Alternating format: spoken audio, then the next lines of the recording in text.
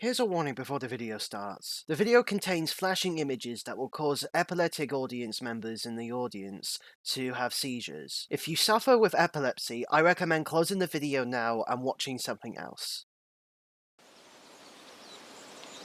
The year was 2007. I was roughly 5 years old at this point. My mum took me down to this kids club, which was right next door to the school I used to go to when I was in year R. I don't remember being the most sociable kid there. Heck, I don't really remember a lot from that place. But there were two things I do end up remembering from time to time. The first thing was that they had two game consoles, a Nintendo 64 with Pokemon Stadium. I don't really remember if it was either 1 or 2, but yeah, it was definitely an N64 Pokemon game I remember a lot. Star Wars Pod Racers, which I was a massive Star Wars fan back then, oh my word. And, of course, Super Mario 64. It's me, Mario! Mario ended up being the one game I remember the most. I remember trying to figure out the outright alien control scheme the thing had. I remember dying a lot as I dropped down bottomless pits. I remember Mario screaming in terror as he fell down these places. Or, straight up drowning.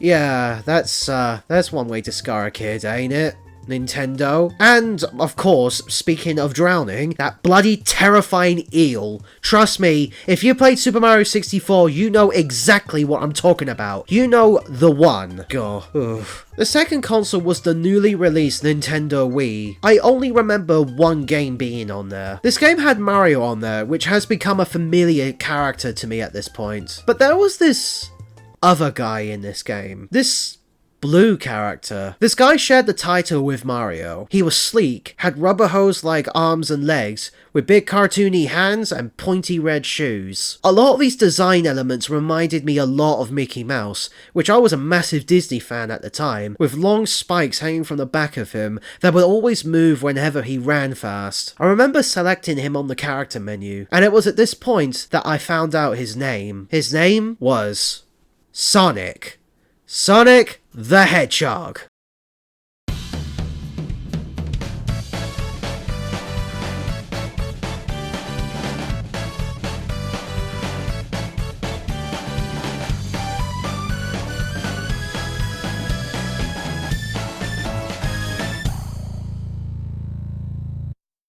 So, yeah, I am 50% sure that this was my introduction to Sonic, but I do remember having a Neo Geo Pocket Color, which had a Sonic game on there as well. My word, just looking at this brings me back. Anyways, I believe Sonic the Hedgehog deserves no introduction at this point. He is the most iconic video game character of all time, right up there with Mario, Pac-Man, Rayman, Mega Man, I'm starting to realize there's a lot of mans in this space, and of course Donkey Kong. Well, to name a few at least. Throughout the years, these characters wane in terms of output. While some of these characters haven't seen a new entry in ages, as I was writing this part, Capcom had announced Mega Man 12. Well, technically, it's called Mega Man Dual Override, but it's still implied that it is the 12th entry, so I'm calling it Mega Man 12. I'm calling it as I see it. And others return in spectacular ways. Sonic, as a series, is still going to this very day, with, at the time of writing this script, several mainline games, tons of spin-offs, and a handful of movies to top it all off. And a cartoon series every now and then as well. Don't forget the comic books as well, you idiot. Well, I'm not going to cover all the games in this series has to offer, since this retrospective will take forever to finish. I'm only going to cover the ones that I find that are mainline in my eyes. So sorry to all true fans of Sonic Chronicles and Sega Sonic Popcorn. I feel your pain and your anguish and your heartbreak, but I don't care. Before I start the development of this game, I want to bring up the fact that I'm killing off the joke of me pronouncing Japanese names wrong. At the time of the very first review, I thought it'd be funny to make a running bit where I failed to say Japanese names correctly. It was to make fun of myself for failing to pronounce foreign names correctly, but From this video onwards, I will only include the voice lines where I say the name properly. The joke is not all that funny, and I regret ever making it in the first place. I'm sorry to everyone I offended, and I won't be doing it again in the future videos. So with that said, back to the review. In the late 80s, Sega was seeing limited success with a new console, the Sega Mega Drive, or Genesis if you live in the Hawk country. The console's library mostly comprised of arcade ports, either developed by Sega themselves or licensed by other companies. Sega's true goal out of all of this was to compete with Nintendo, which their older system, the Nintendo Famicom or Nintendo Entertainment System, found a lot of success even outside of Japan. Sega did have a mascot in Alex Kidd, but didn't leave a lasting impression, sadly. Although, to be honest with you, his game just looks kinda mid, honestly. Although that remake does look really fun though. So now they wanted a new mascot. One that could get them the same amount of fame and success as Mario did for Nintendo. While this was going on, two major developers were busy concepting their own ideas. Yuji Naka, a programmer who worked on previous games for Sega, found himself playing Super Mario Bros. In his spare time. Naka completed the first level multiple times, each time trying out a new pathway in the level to see how fast he can finish the level overall. While this was going on, Naoto Oshima was also working on a game concept of his own. It was about two twin boys in a dream world fighting against nightmares. It was titled Twin Stars. However, both Naka and Oshima were given the... Sorry. Both Naka and Oshima were given the codename Defeat Mario for their next project. I'm sorry, it's just Defeat Mario. Sega were very much on the nose for what they wanted to do with this character.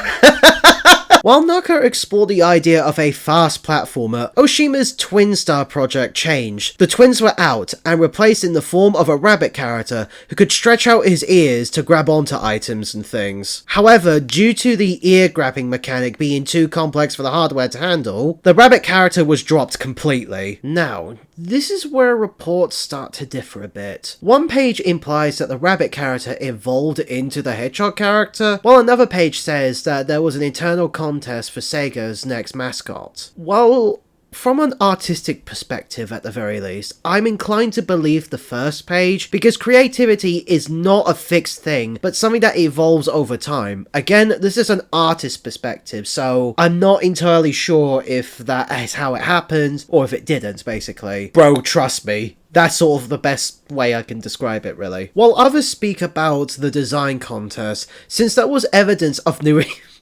Sorry, I literally just remembered one of the rejected characters. Hold on a sec. While others speak about the design contest, since there's evidence of rejected Sega characters, that would have been Mario's true rival at the very least. One including this chicken one, a jester and a dragon boy, which had a very weird name to them, and Muppet Bart Simpson. Muppet Bart Simpson. No, I did not name him this way. That's what the website calls him. I'll put it in the description below. Oh my god. Muppet Bart Simpson. He actually looks kinda like Bart, not gonna lie, actually. Although, this was the 90s, so the Simpsons were massive back then. I guess Sega was ready onto something with this character.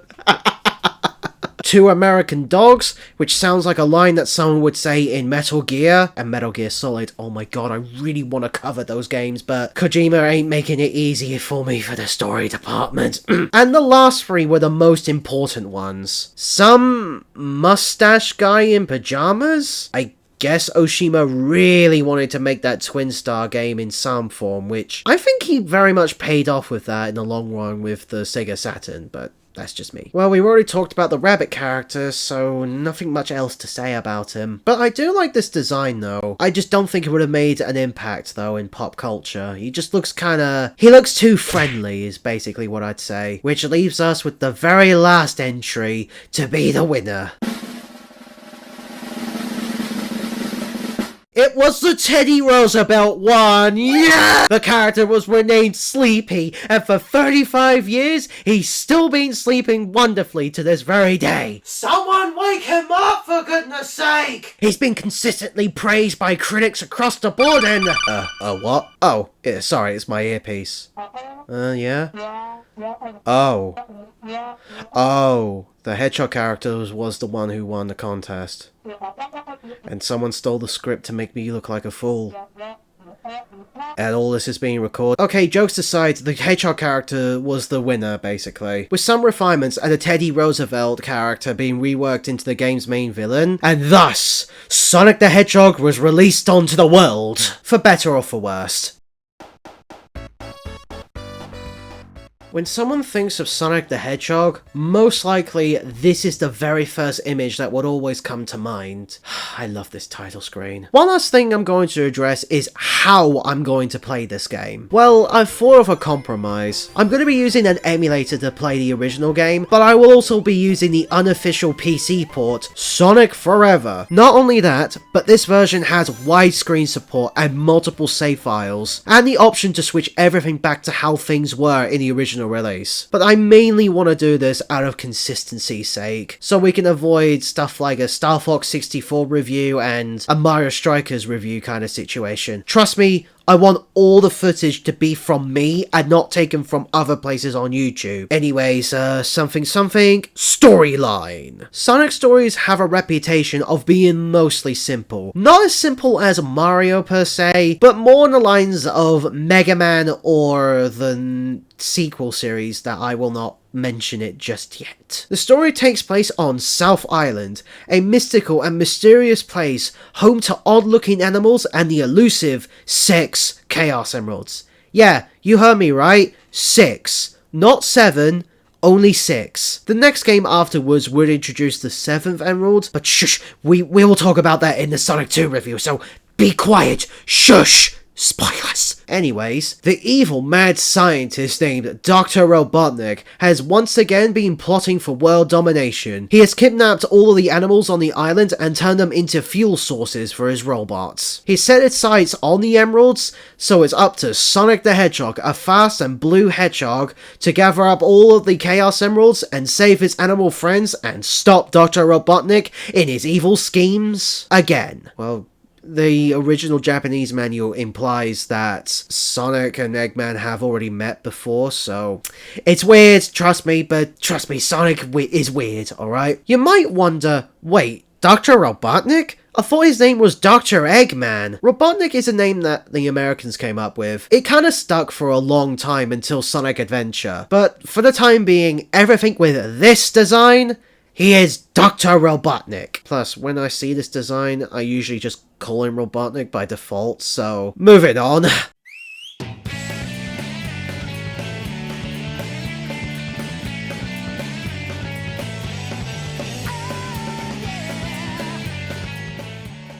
For this section, for every Sonic video going forward, I want to take the time to talk more about the characters that feature in each game. Don't worry, I'm not going to do this for every character who features in every single game, only the new ones that turn up in their debut game. So for example, for Sonic 2, there'll be an entire section around Tails, basically, like development wise, but anyways. With that said, who is Sonic the Hedgehog? By various video essays on YouTube, Sonic is often described as a flat character. In writing, there are different types of arcs for characters. I will only be talking about 3 types of arcs. Positive arcs is when the character believes in something negative, but throughout the story, they learn to change their outlook on life for the better. Negative arcs are the polar opposite, where a character starts out in a good place, or even a bad place, mind you, or decent places, whatever, but slowly turns into something bad throughout the story, as things get progressively worse and worse for the character. Everyone has examples of these sorts of things with other characters in fiction, so I say go watch Star Wars. You'll probably have a decent idea on what I'm talking about afterwards, and plus without spoiling anything for those films. By the way, watch episode 4, 5 and 6 first, thank me later! Flat characters, by contrast, don't really follow these examples that well. The whole point of them is to show the change that they bring to the world around them, rather than the character's internal change. An important thing to know about these kinds of characters is that they are characters. They are not perfect people, but it's within their resolve that inspires others to change around them. Even better, you can put these sorts of characters in any story and they work just as well. So, with all that pre-ramble, who is Sonic? Sonic is a fast blue hedgehog who loves adventure. He is fully confident in his abilities, and his resolve and attitude helps people around him to be stronger like him. Sonic hates oppressive authority figures, and those who would take advantage over either the world or others around them. That's pretty much it, really. While at times he can get a bit too overconfident for his own good, he can at least back it up with style. What you see is what you get. Just a guy who loves adventure. With a big smile on his face and an infinite wealth of determination, Sonic will rush ahead to his next big adventure and will always keep running forward. And Sonic is a perfect flat character because of it. Right, now let's get into the gameplay proper. Sonic controls are very simple. He can run with the D-pad and jump with any button. Sonic can curl into a spiky ball and roll around on the ground. This roll move is your best friend. By rolling down hills or slopes, depending on how steep the incline is, Sonic will keep gaining speed. This is perfect since the stages are designed around this in mind, with a lot of ramps and loops all around to help gain speed. All over the stages are these rings, Sonic's version to coins in Mario. However, they kind of work different to Mario. Sonic can only take one hit. If spikes and enemies touches him, Sonic dies. The rings are a protective item. If you get hit with some rings on you, all of your rings that you've collected will spill out of you like an explosion, which has a bad habit of slowing down the game due to all the sprites on screen. Although the PC version, well, fixes this issue, so that's cool. If you're quick enough, you'll be able to collect them before disappearing into the ether. However, what spills out of Sonic is only 20 rings. Why am I bringing up that detail? Don't worry, I'll explain later, aka much later into the video. Hey, Editing Shy Guy here. I was looking through the footage and I can't really find any specific points on where I'm able to collect 20 rings after getting hit. This just mostly comes down to assumption on my part, so I think I might be wrong on Sonic 1's case. I say this because all the rings go through the walls basically, so I'm unable to collect all the rings that spill out of Sonic all at once. So my estimate being 20 is mostly just an assumption based off the later games. So yeah, this is just me being factually wrong. So, by the way, if you're wondering why my microphone is different, my old microphone has gone the way of the Call of Duty lobbies, so yeah. Sonic can collect all kinds of different power-ups in these TV-looking monitors. Simply jump on them or into them, and Sonic can get whatever is showing on that monitor. There are ring monitors which give you 10 rings. There are these speed shoe monitors, which does exactly what I just said. Speeds up Sonic and the music to a comedic degree for a limited amount of time. There's a shield monitor that gives you a shield. Not surprising, no, at all. Which can negate dropping rings when being hit by hazards. However, it only lasts with one hit, so yeah, just be careful with this item. Lastly, there's the invincibility monitor. If you played Super Mario Bros, you probably know how this one works. Sparkles will surround Sonic in a bubble, and it will protect you for a limited amount of time. Hazards and enemies won't hurt you. However, you will die by falling into bottomless pits, regardless if you have the invincibility monitor on or not. Which, of course they do, From all of this, you might think that Sonic is an easy pick up and play sort of game, and you're sort of right and wrong at the same time. Sonic 1, and by extension the rest of the games, are designed for you to replay over and over again. The levels are designed with different layers to them. Usually the top path has less traps, but it's way trickier to stay on. The middle path is fairly even, with platforms and enemies and rings, as well as monitors as well, so bit of a nice neutral area. And the bottom path is easily the most enemy infested, outright punishing the player if they fail to adapt to the level design. Well, that's what I should be saying if the rest of the zones are designed with this in mind. There are some zones and stages that are designed to be much slower than Green Hill. An easy example to point to is the game's second zone, Marble Zone. Marble Zone sees Sonic run through an old temple, filled with spike traps, lava, breakable floors, well, you name it here. Even walls that you could just easily pass right through for some reason. I don't know. Hidden tunnels, perhaps, I don't know. You might think, didn't you say something about multiple pathways? And yeah, I did. However, Marble Zone, Labyrinth Zone, Scrap Brain Zone are quite linear. Hell, Starlight Zone brings back the speed of Green Hill Zone. I'm saying a lot of zones here. But it's still rather linear outside of some pretty cool hidden paths you could discover if your knowledge of the stage is well enough. The reason why some zones slow down Sonic is because that Yuji Naka thought that the player would get overwhelmed with all of this speed. So the team decided the stages were to be more slower paced, to give a bit of a relief to the player, which I'm not a big fan of personally. The levels design is really good, despite some stages being a lot slower after Green Hill. We'll have to thank Hirokazu Yasuhara for his level design skills. Without him, I don't think any of these zones would be as fun to play through. Well, speaking of, you might wonder, what am I talking about with zones? Well, zones are basically worlds. So instead of level 1 and level 2, we have Act 1 and Act 2. Each zone has 3 acts in them, with the first act being an introductory stage, the second one being slightly harder, with the third stage being the hardest, and having a boss at the end of that stage. Speaking of which... All systems, full power!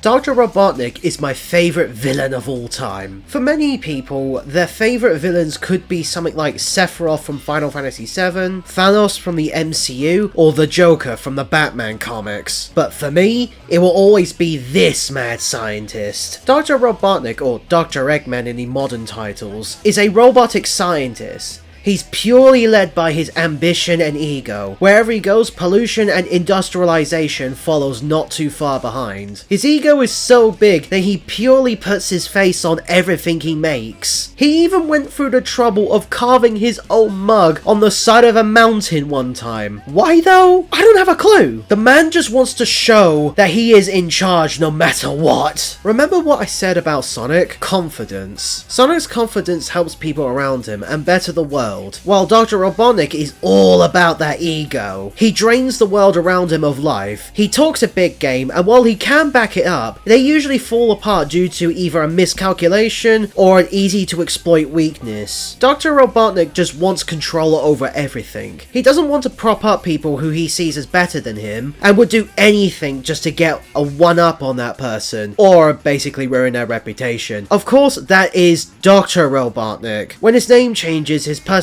gets a slight shift as well, but I'll get to those games much later in the retrospective, or review series, or whatever I can call this. While I was doing research on this segment, there's an interesting article that basically gives a passage from a book, Clear Thinking. This passage talks more about confidence and egotism. It is quite interesting. I'll put a link down below in the description. It's mostly just about sports stuff, but it's an interesting read nonetheless. Anyways, Dr. Robotnik is your main boss you deal with at the end of each zone. He only shows up on Act 3 of each zone though. His boss fight starts very simple and very easy, and get harder and harder as you go from zone to zone. The bosses follow a very similar concept to the main gameplay. They look very simple, but they are quite hard and takes a bit of trial and error to overcome. Since there are no rings during the boss battles themselves, you have to be on the offense and memorize the attack patterns. There are some cases of bosses seemingly to be too hard, but they do have a workaround in some ways. In Starlight Zone's boss, there are these seesaws. Robotnik will drop a spike bomb on them. One might think that you could use the other end of the seesaw to launch Sonic up into real fat Nick, but you really don't have to. Either flinging yourself or the spike bomb back up to hit Robotnik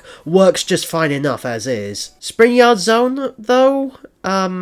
Just be patient, and bounce into Robotnik's head whenever you get the chance. He will shoot back up eventually, so normally I get around 3 or 4 hits in. Move to the other side of the arena, and rinse and repeat, and he will go down in no time. Watch out for the open parts of the floor though, they are bottomless pits.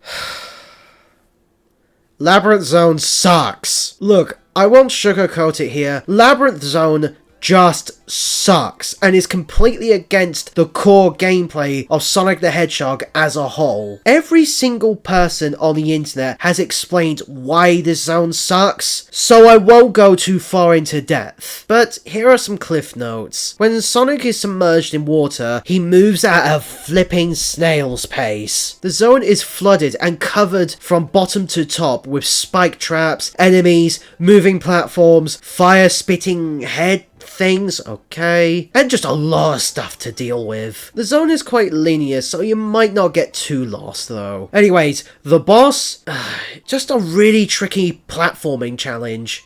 Excuse me? With all the same problems that Labyrinth Zone has condensed into just one single sequence. Thankfully, you don't need to hit Robotnik at all, just simply get to the end of the route. But it's still easier said than actually done! Scrap Brain Zone is easily the trickiest zone and set of acts I've ever played in a video game. But with enough persistence, patience, and knowledge, you'll be able to beat this stage no problem. But Act 3 is a repeat of Labyrinth Zone again! Not only that, but it's much harder too! Sonic, while also underwater, also runs out of breath and drowns as well! Trust me, every time when I hear that bloody drowning sound, or that drowning song, that tune that plays every time when you are about to die, it makes my tighten much more harder that I'm pretty sure I'll cause a black hole! The only way to get more air is by sucking in these bubbles that rarely appear in Labyrinth Zone, or try your hardest to reach this point where you could just jump out of the water. God, do I hate this stage so much! This stage is easily the worst stage in Sonic 1, period. Anyways, getting back on track, the final boss might be hard since you won't be having any rings, but ultimately, if you dodge these electric balls, which are very well telegraphed by the way, and hit the pod that has the Mad Doctor in them, you might get through this boss pretty easily. One last bonk to roll Fatnik and you're done! Congratulations! You've beaten the game and got the bad ending. So there are two endings to Sonic 1 and all the classic Sonic games from here. How do you get the good ending? Well, remember those emeralds? So yeah, you need to collect all 6, I have to remind myself every time, emeralds in this game. How do you collect them? By collecting 50 or higher rings and making it to the end of the stage with said 50 rings or higher, there's a big warp ring that will appear. Jump into it and you will be able to enter the special stage. God, I don't like these stages. Sonic is running around in a maze that moves around all by itself. You can collect rings and bounce off of these bumpers. You can jump while in the special stage as well. Your goal is to find the emerald in the stage, which is behind these barriers of smaller diamonds that get weaker every time you make contact with them. I don't know why they did this, but all this sounds very simple, but what's the catch? Okay, do not ever go near these gold balls. They will not help you whatsoever, because once you make contact with them, you are booted out of the special stage and have to redo the process of getting in all over again. Trust me, I'm like Markiplier when playing the original Five Nights at Freddy's when I see these things. Was that the bite of 80s? The reason why I have this reaction is because they are everywhere. These stupid things are placed in the most random and inconvenient places in the maze. Mum, if you have a chance of watching this video and ever wondered why I'm screaming in rage sometimes, it's because of these stages. And mostly other games too. Also, hi Mum! One thing I will bring up is the limited chances that you get to enter these stages. There are in total 6. Technically 7, but I don't count that one, zones in this game. You can only get the warp rings in Act 1 and Act 2s. So in total, you've got roughly about 12 chances to get into the special stages. And remember, you need 50 rings or higher to get the warp ring to appear. Which means you need to do all these stages without getting hit once. The shield might come in handy for this situation, and especially that invincibility monitor as well. But other than that, this is really really tight, if I must say. I don't mind the challenge. I have been playing this game for many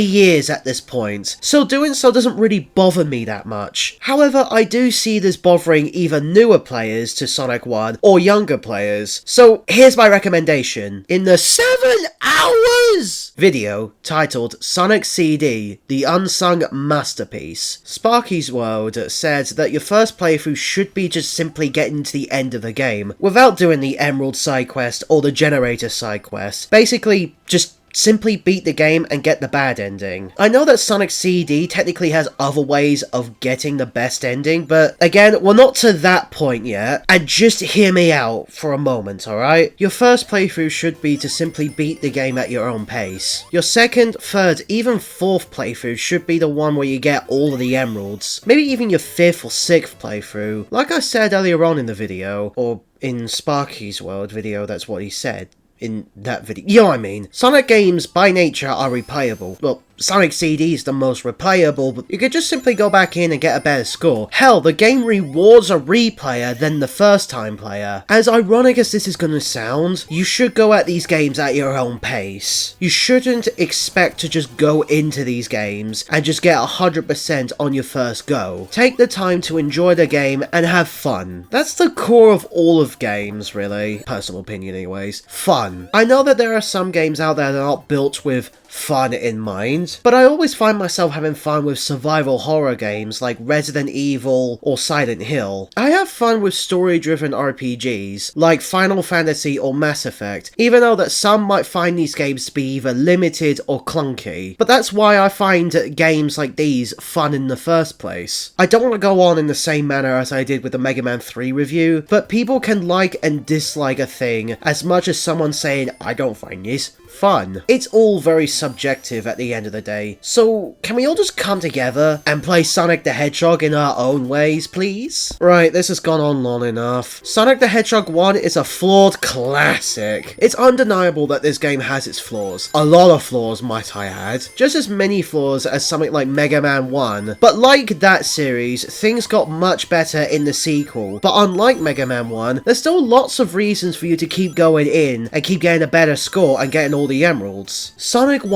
is really replayable and fun as well. And can I just say that the music is iconic as hell. Green Hill Zone, Spring Yard Zone, all of these stages have such legendarily amazing music. And it's all composed by Masato Nakamura, who is a songwriter and has a J-pop band called Dreams Come True. He has written every song in this game like he was writing a new album, and my goodness does it show. Despite me not listening to a lot of J-pop, well, either outside of the Persona series, I'm just not the biggest fan of it, I have such respect for Nakamura for writing these songs. Every single track hits a chord with me in some ways. So, with that said, Sonic the Hedgehog 1 gets a resounding G for good. Thank you all so much for watching this video. This is just part 1 of the Sonic the Hedgehog retrospective, as I'll be looking at a good chunk of these games. I have a list of games that I want to talk about, so just stay tuned for the next time. With that said, I hope everyone enjoyed this video. Shy Guy out.